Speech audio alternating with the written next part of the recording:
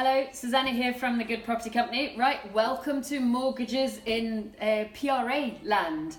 So these are the first applications I've got for financing or refinancing, and what my broker has asked me to do is to take all of my mortgages and identify each of the house numbers and then identify which house, which mortgage, which payment, and then, because of course we've got an awful lot of shared houses, so we've got an awful lot of tenants, identify each of the houses as each of the tenants, then identify each of the rents.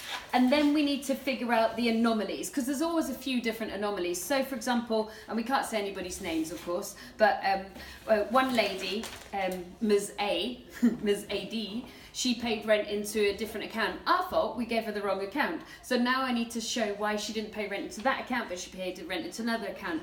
And then you always get a couple of tenants that come in to the office and pay cash. Now we have a petty cash book. I have to sign it, Josh has to sign it to show that it arrived, and then that just goes into petty cash. And then you've got tenants who pay on Visa machine.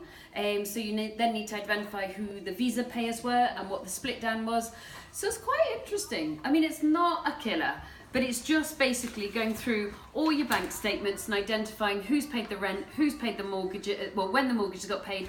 And I suppose it's sensible. From the bank's point of view, they want to see that you've got a portfolio that runs efficiently. So what, 2 extra hours?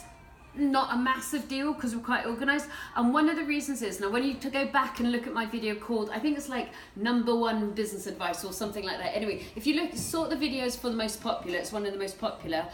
Ages ago, like years ago, my mentor told me to separate out bank accounts, and this is why it's been so easy for us to do, because I have one bank account for my mortgage payments, I've got one bank account for my rent, so the only thing that should come into that bank account should be the tenant's rent. So when there's some, like we've got 3 people paying rent into the wrong bank account, it's not a major deal, but what it means is my bank accounts are not super busy. So I would suggest you guys want to set up your bank accounts similarly. And forgive the look, I've just been for a workout as well.